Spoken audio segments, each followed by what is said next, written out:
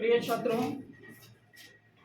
एक बार फिर से आप लोगों का आपके अपने चैनल आदर्श संस्कृत पाठशाला पर स्वागत है। आज मैं पुनः संधि प्रकरण को लेकर के उपस्थित हूँ। इसके पहले के वीडियो में हम लोग संधि प्रकरण के कुछ चीज़ों के बारे में जान चुके थे, जिसमें संधि की परिभाषा और संधि के भेद के बारे में चर्चा किए थे। आज हम लोग उससे आगे बढ़ते हैं और स्वर संधि के जो उपभेद हैं उसी के बारे में देखेंगे। तो पहला जो था ये दीर्घ संधि, स्वर संधि के जो भेद है पहले के वीडियो में आप देख चुके हैं दीर्घ संधि के संबंध में। आज हम उससे आगे बढ़ते हैं और स्वर संधि का दूसरा उपभेद है गुण संधि और वृद्धि संधि। आज हम इसी दो संधि के बारे में जानेंगे। तो देखिए कि यहाँ पर गुण संधि का जो सूत्र है संस्कृत में आदः गुणः। आदः गुणः का मतलब क्या होता है कि ओ या आ को संस्कृत में आत कहा जाता है, आत कहते हैं। तो इसका मतलब हुआ कि ओ या आ के बाद ह्रस्व स्वर या दीर्घ स्वर रहे तो क्रमशः ए, ओ या अर हो जाता है, अर गुण हो जाता है। तो ये कैसे होता है? तो यहाँ पे देखिए, जैसे हम यहाँ पर देख रहे हैं कि यहाँ पर दिया हुआ है कि ओ या आ, अगर ओ या आ रहे और दूसरी तरफ ह्रस्वई या दीर्घई रहे तो इसका जो संधि होता है, इसका जो मेल होता है, इससे जो नया विकार बनता है वो क्या है? ए बनता है, जिसका चिन्ह क्या होता है? एकर होता है। अब जैसे उदाहरण के लिए हम देखें देव प्लस इंद्र, इसका मतलब क्या हुआ? देवेंद्र। देव प्लस इंद्र देवेंद्र कैसे हुआ? तो यहाँ पर देखिए वह है और वह है, जिसका मतलब क्या है कि वह के साथ अ स्वर लगा हुआ है, क्योंकि इसमें कोई मात्रा नहीं लगा है, इसलिए व्यंजन वर्ण है, इसलिए इसमें अ लगा हुआ है। तो यहाँ पर क्या है? अ है और यहाँ पर क्या है? ह्रस्वई है। तो अ और ह्रस्वई, यहाँ अ और ह्रस्वई का मेल हो रहा है, अ और ह्रस्वई का मेल हो रहा है। तो यहाँ देखिए अ है या आ रहे, ह्रस्वई रहे या दीर्घई रहे, तो अ और ह्रस्वई यहाँ मिल रहा है। तो अ और ह्रस्वई के मिलने से क्या बनता है? तो ए बनता है। ए का चिन्ह क्या होता है? तो एकर होता है। तो इस तरह से यहाँ पर देख रहे हैं कि अ प्लस ह्रस्वई के मिलने से क्या बना? एकर बना, ए बना। तो ये ह्रस्वई जो है हटेगा और इसके जगह पर क्या आ गया? एकर आ गया। तो क्या बन गया? देवेंद्र। कहने का मतलब ओ या आ प्लस ह्रस्वई या दीर्घई, तो क्या बनेगा? ए बनता है, एक गुण आ जाता है, इसका मतलब एकर आ जाता है। उसी तरह से देखिए यहाँ पर क्या रामा जोड़ ईशा, क्या है? रामा जोड़ ईशा। तो यहाँ पर आकर है, आकर का मतलब क्या है? तो आ है।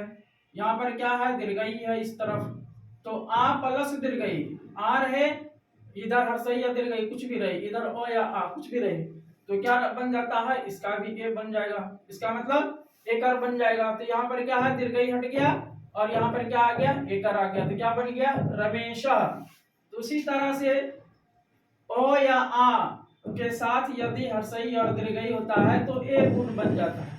उसी तरह से आप देखते हैं आगे कि ओ या आ रहे, दूसरी तरफ ह्रस्व या दीर्घऊ रहे, ओ आ प्लस ह्रस्व या दीर्घऊ, तो क्या बनता है? ओकर बन जाता है। ओकर का मतलब क्या? वो बन जाता है। ओ का मतलब क्या? ओकर होता है, इसका चिन्ह। तो यहाँ पर देखिए उदाहरण सूर्य प्लस उदय, सूर्य के साथ उदय को अगर जोड़ते हैं तो किस किस वर्ण की इसमें संधि हुई है? तो सूर्य का मतलब यहाँ अ है और यहाँ पर क्या है? ह्रस्व है।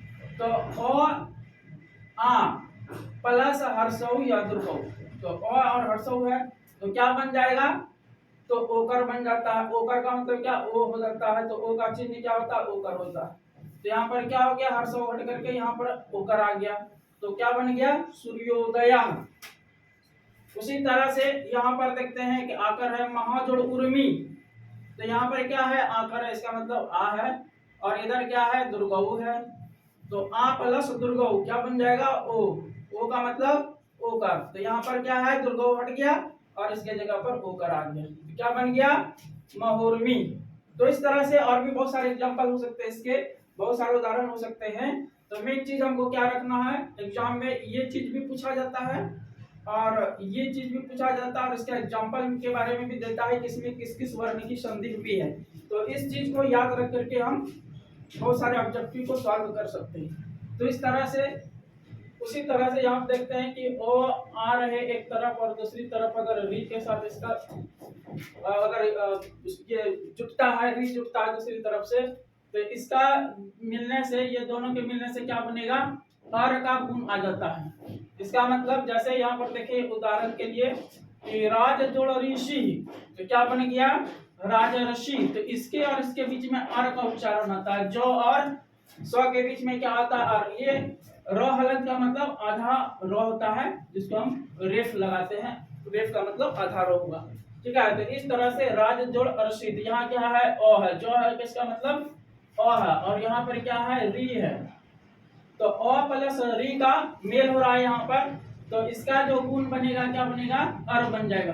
तो अर का मतलब क्या, रेफ आ जाता है, इस पर आधार आ जाता है। यहाँ पर बोल करके देखते हैं, तो बोल के देखते हैं, तो इसके और इसके बीच में अर का उच्चारण आता है। राज जोड़ अर्षि अर्थात राजर्षि, ठीक है, राजर्षि।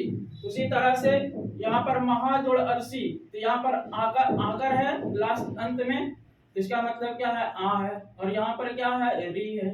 तो आ और री दोनों का मेल हो रहा है, तो क्या बन जाएगा, इसका भी बन जाएगा अर, इसका भी बन जाएगा अर। तो इसका मतलब क्या हो गया, यहाँ पर रेफ आ जाएगा, और अर का उच्चारण कहाँ होगा, हो और सी के बीच में, यहाँ पर अर का उच्चारण होता है, अर्थात आधारों का उच्चारण होता है। महाजोड़ अर्षि, तो क्या हो गया, महर्षि। तो ये क्या हो गया, तो ये आपका ये गुण संधि के बारे में हुआ।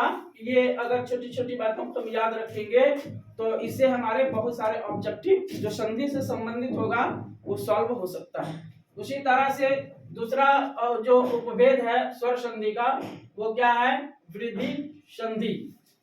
तो वृद्धि संधि का देखिए यह सूत्र दिया है, वृद्धिरादेव च, ठीक है। इसका मतलब क्या हुआ कि अर्थात आत, आत का मतलब हम पहले समझ चुके हैं, ओ या आ को आत कहा जाता है, ओ आ को आत कहा जाता है। तो ओ आ के बाद ए या ऐ रहे तो दोनों के स्थान पर ऐ हो जाता है, दोनों के स्थान पर ऐ हो जाता है। तथा ओ या औ रहे तो, मतलब ओ आ के बाद अगर ओ या औ रहे तो दोनों के स्थान पर औ हो जाता है। तो इस तरह से ये वृद्धि हो जाती है, औ की वृद्धि हो जाती है, यहाँ पर ए की वृद्धि हो जाती है। तो इस तरह ये इसको क्या बोलते हैं, वृद्धि संधि, वृद्धि संधि कहा जाता है। जैसे यहाँ उदाहरण के लिए देखिए कि अगर ओ या आ दोनों में से कोई रहे और इस तरफ ए या ऐ दोनों में से कोई रहे, तो क्या बन जाएगा, ऐ बन जाएगा। ऐ का चिन्ह क्या होता है, ऐकर होता है। तो उसी तरह से जैसे यहाँ देखिए एक जोड़ एकम, तो यहाँ क्या है, क है, इसका मतलब अ है, और यहाँ पर क्या है, ए है। तो अ प्लस ए का मेल हो रहा है, अ प्लस ए का मेल हो रहा है, तो क्या बन जाएगा, तो ऐ बन जाएगा। ऐ का चिन्ह क्या होता है, ऐकर होता है। तो ये ऐ हटा यहाँ से और इसके स्थान पर क्या आ गया, ऐकर आ गया। तो एक एकम।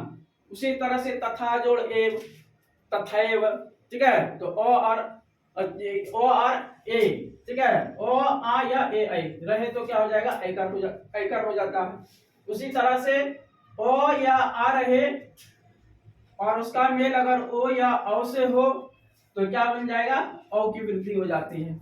और औ का चिन्ह क्या होता है, औकर होता है। जैसे भी आप देखिए महा जोड़ ओजा, तो क्या हो गया, महोजा। कैसे, तो यहाँ आ है, आकर है, इसका मतलब आ है, और यहाँ पर क्या है, ओ है, यहाँ पर क्या है, ओ है। तो आ प्लस ओ, तो क्या बन जाएगा, आ प्लस ओ, तो क्या बन जाएगा, आ प्लस ओ बराबर औ। तो औ का चिन्ह क्या होता है, औकर होता है, ठीक है। आकर है, आकर का चिन्ह क्या होता है, आकर किसका चिन्ह होता है, आकर, आ का, यहाँ पर ओ है। तो आ प्लस ओ दोनों मिल रहा है और दोनों के मिलने से क्या बनेगा, तो औ बन जाएगा, ठीक है। मतलब यहाँ पर जो दिया हुआ स्पष्ट दिया हुआ है कि ओ या आ रहे और उसका मेल अगर ओ या औ उसके साथ होता है तो औ की वृद्धि हो जाती है, मतलब औ स्वर आ जाता है और इस तरह से इसको वृद्धि संधि कहा जाता है। तो यहाँ पर उदाहरण के लिए यहाँ पे देखिए महा जो ओजह दिया हुआ है, तो यहाँ पर आकर है, इसका मतलब आ है, यहाँ पर ओ है तो आ प्लस ओ हो रहा है तो क्या बन जाएगा, औ बन जाएगा। औ का चिन्ह क्या होता है, औकर होता है। तो इस तरह से यहाँ ओ हट जाएगा और इसके जगह पर औकर आ जाएगा तो क्या हो जाएगा, महोजा। इस तरह से इसके और भी बहुत सारे उदाहरण हो सकते हैं, बस आपको इस चीज को याद रखना है, ठीक है, कि किसके मिलने से क्या बनता है और उसका बहुत सारे और भी उदाहरण हो सकते हैं। तो आज हमने देखा स्वर संधि के दो उपभेद, गुण संधि और वृद्धि संधि के बारे में। तो इसके आगे फिर आज जो हम इतना ही रखते हैं, इसके आगे फिर और संधि के और जो भी भेद बचे हैं उसको लेकर के फिर अगले वीडियो में उपस्थित होंगे। तब तक के लिए आप हमारे इस वीडियो को देखिए और परीक्षा के लिहाज से ये आपके लिए बहुत महत्वपूर्ण है, इसको समझिए और पढ़िए और हमारे चैनल को ज़्यादा से ज़्यादा सब्सक्राइब कीजिए, लाइक कीजिए और कमेंट्स भी कीजिए। बहुत बहुत धन्यवाद।